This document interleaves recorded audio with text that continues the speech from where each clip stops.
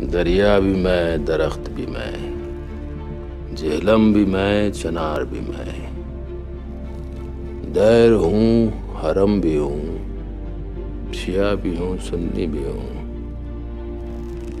मैं हूँ पंडित,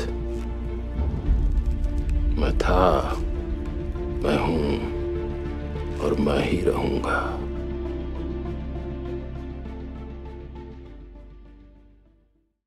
आज भी अगर फिल्म में उनकी मौजूदगी की बात न मालूम हो तो शायद ही कोई सलाम बॉम्बे में 21 साल के इरफान को पहचान सकेगा। कुल मिलाकर अपनी डेब्यू फिल्म सलाम बॉम्बे के लिए उनके पहली बार सिल्वर स्क्रीन पर उतरने का किस्सा कह पाना मुश्किल लगता है, लेकिन अब जब वे खुद से जुड़े किस्सों की भरमार छोड़कर दुनिया से जा चुके हैं तो उनसे पहली मुलाकात का वह किस्सा याद किया जा सकता है जो हासिल के जरिए हुई थी।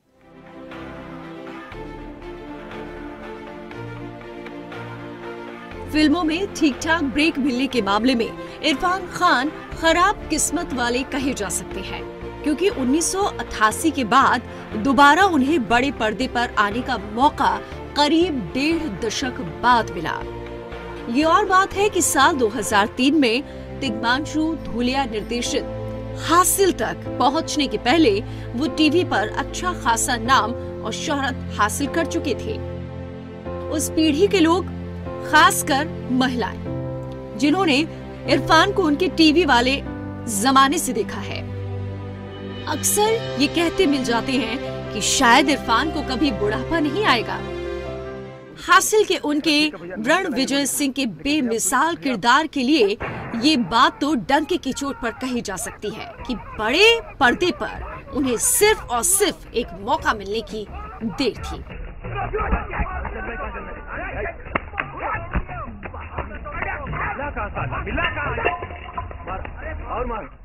और जान से मार देना बेटा, मार देंगे गए ना। हम मारने में देने लगा भगवान का। इसके बाद जो हुआ वो तमाम अवार्डों की फेहरिस्त में उनका नाम और हॉलीवुड तक के उनके सफर से पता चल जाता है। हासिल पर आए तो ये एक ऐसी फिल्म रही जिसे सिनेमा घर में कम ही लोगों ने देखा, और इसकी वजह फिल्म से किसी बड़े सितारे का नाम ना जुड़ा होना माना जा सकता है। गौरी शंकर बहुत अपसेट लग रहा था। तुमको बहुत रोना आ रहा था क्या? नहीं भैया, नहीं भैया, आप जो किए ठीक, एकदम सही किया। हम तो यही कह रहे हैं कि वो आप कुछ भी करेगा, उसके पास फोर्स ज्यादा है। हम तो कहते हैं भैया कि कुछ दिन के लिए आप गांव चले जाइए। गांव चले जाइए माने भाग जाएं? सारे मारे लपड़ तुम्हारी बुद्धि खुल जाए, काहे भाग जाए भाई? कैसी बातें कर रहे हो रणविजय? उस समय तिग्मांशु धूलिया ने भी इस फिल्म से बतौर निर्देशक डेब्यू ही किया था। सारे रिश्तेदार वहाँ बाराती बने बैठे हैं, हमने कपड़ा उपड़ा सिलवा लिए, सुबह से पहन के बैठे हैं। अब क्या कहें उनको कि हमारी दुल्हन भाग गई? रणविजय, मामला अभी इतना नहीं। हमें शक है इन पे। खैर, आपकी नाजों से बाली बनने को तो हम ढूंढ लेंगे, लेकिन हम उसकी इतनी इज्जत नहीं कर पाएंगे। बहुत हो गई इज्जत, अब हम उसे खिलौना बना के रखते। अरे ज्यादा जोश ना दिखाइए, वरना मंडप में आपको बिठा के घुमा देंगे। जिमी शेरगिल माचिस करने के बावजूद बतौर चॉकलेट हीरो टाइपकास्ट होने लगे थे, तो वहीं ऋषिता भट्ट महज एक फिल्म पुरानी थी। फिल्म में जाना पहचाना नाम केवल आशुतोष राणा थे, जो कि शुरुआती कुछ ही दृश्यों में ही नजर आने वाले थे। इसीलिए जब फिल्म रिलीज हुई तो लोगों ने उसी शुक्रवार रिलीज होने वाली अनिल कपूर ग्रेसी सिंह अभिनीत अरमान को ज्यादा तरजीह थी। हालांकि बाद में हासिल के साथ साथ अरमान भी फ्लॉप फिल्मों की ही कतार में शामिल हुई, लेकिन इस फिल्म का वक्त शायद तब तक नहीं आया था। तुम लोग हमें गौरी शंकर के ताप से बचा रहे हो? औरत की, अरे गौरी शंकर। कुछ एक साल बाद जब सीडी प्लेयर और लैपटॉप पर फिल्में देखने के चलन ने जोर पकड़ा तो हासिल न सिर्फ जरूर देखी जाने वाली बल्कि बार बार देखी जाने वाली फिल्म बन गई। हम खा के कह रहे हैं हमारे गांव में जो लोग मरे उनकी 13वीं के दिन हम गौरी शंकर पांडे को मार देंगे। जाके बता दो, डेट याद कर लो, लिख लो, बोल दो जितना मजा लेना है ले ले।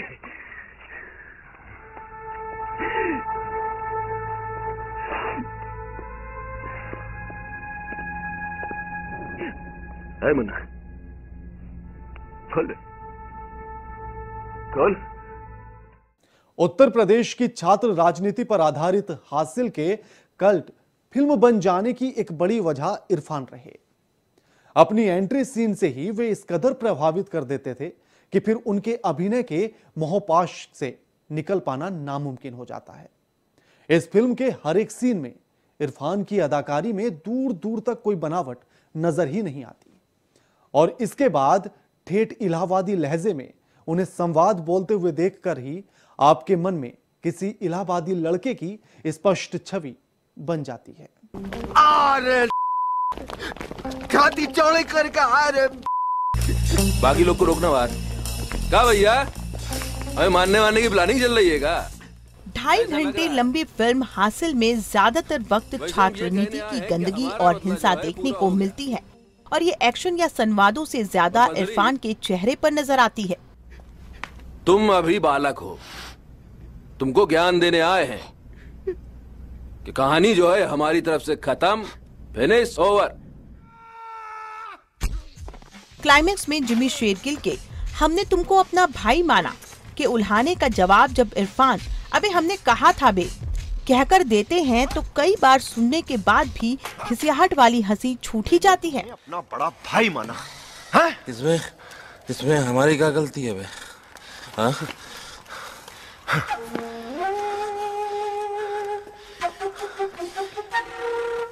तुमने वो हासिल करने की कोशिश की जिसके तुम काबिल नहीं हो, समझे?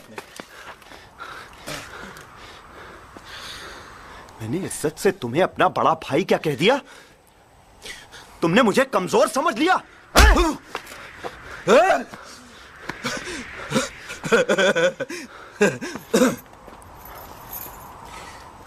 हम बताएं हम किस लायक है मुन्ना? बता। हम इसके लिए जान दे सकते हैं, तू दे सकता है? मैं तुम्हारे लिए मर के दिखाऊंगा, मैं तुम्हारे लिए जान दूंगा, मरूंगा। मारो। गोली मत चलाना। नहीं, मैं तुम्हारे लिए आज मरूंगा। मारो, गोली मारो। अनी गोली मत चलाना। मैं भगवान की कसम मैं कुछ नहीं करूंगा, तुम गोली मारो। अनी गोली मारो, गोली मारो। इसके अलावा कुर्सी से बंधकर गुस्से में चिल्लाने का दृश्य हो या नेताजी प्रणाम कहकर आशुतोष राणा के किरदार को गोली मारने का या फिर गंगा किनारे बैठकर अपने गुंडे लुक के लिए अपनी आंखों को दोष देने वाला संवाद हो, इरफान बार बार बगैर पलके झपकाए देखने लायक है। क्या हुआ यार? वो लड़की मीटिंग से उठ के चली गई, मेरा बहुत अपसेट हो गया। वो आपकी वजह से नहीं, मेरी वजह से उठ के गई थी। क्या है कि हम एक दूसरे को जानते हैं। कैसे जानते हो? बहुत ज्यादा वक्त नहीं हुआ है, लेकिन वो मेरी तुम्हारी सेटिंग है क्या? हाँ, मतलब हम प्यार करते हैं एक दूसरे से। रणविजय सिंह बनकर अपने हाव भावों को हल्कापन देने के लिए वो जिस गहराई से अभिनय करते हैं वही दर्शकों के लिए उनके अभिनय को सोने के मोल तौलने पर मजबूर करता है। दुश्मनी निकाल रहा है हमसे, आपको गिरफ्तार करने भेज दिया। किसे भेज दिया? अब बताइए। क्या हो रहा है? हम रणविजय भाई, हम कभी ऐसी घटिया हरकत, नीच हरकत जिंदगी में कभी करेंगे? कभी नहीं करेंगे। किसने भेज दिया? इस फिल्म में इरफान की परफॉर्मेंस के कसीदे आज भी तमाम ब्लॉग्स और सोशल मीडिया पर लिखे पढ़े जाते रहते हैं और ये कहने वाले कोई फिल्म क्रिटिक नहीं बल्कि आम लोग हैं। लड़की पर जोर जबरदस्ती से शादी करने का उस समय के हिसाब से देखें तो इरफान अपनी पहली फिल्म से बॉलीवुड को कोई नए तरह का सुपरस्टार या मोगैम्बो जैसा कोई विलेन देने का वादा करते नजर नहीं आए थे। उन्हीं के डायरेक्ट ऑर्डर से तो आना पड़ा है विजय भाई, नहीं तो आप बताइए हम कभी जिंदगी में ऐसी घटिया नीच हरकत करें? चल रहे बेटा, चल रहे आज हम चल रहे हैं। सुचाई बुलाओ यार। वैसे कहा जाए तो वो अभिनय करते हुए भी नजर नहीं आते और बस इसीलिए उन्होंने जब जो भी कहा वो लोगों की जुबान पर चढ़ता गया और अब ये बोलचाल का हिस्सा बन चुका है।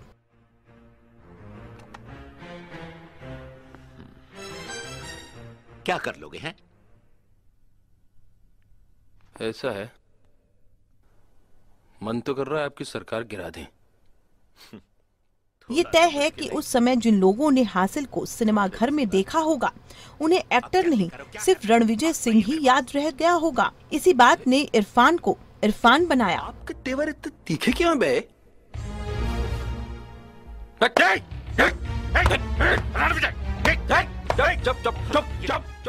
Programming desk, India voice. कल सुबह तक अगर मेरी दुल्हन मुझको नहीं मिली ना, महामेले के अंदर बच जाएगा ये लाखों लोगों के सामने, लाखों लोगों के सामने। फिर ना इज्जत रहेगी ना सरकार रहेगी। फिर क्या करोगे? धंधा आपको चेंज करना पड़ जाएगा। जिंदगी को अपनी शर्तों पर जीने वाले इरफान ने मौत को भी हंसते हंसते गले लगा लिया। वो जान गए कि अब वो नहीं रहेंगे और मुस्कुराते हुए इस दुनिया को अलविदा कह गए। इरफान जरूर चले गए हैं, लेकिन अपने परिवार और फैंस की यादों में वो हमेशा जिंदा रहेंगे। नमस्कार। दरिया भी मैं, दरख्त भी मैं, झेलम भी मैं, चनार भी मैं, दैर हूं, हरम भी हूं, शिया भी हूं, सुन्नी भी हूं। मैं हूं पंडित, मैं था, मैं हूं और मैं ही रहूंगा।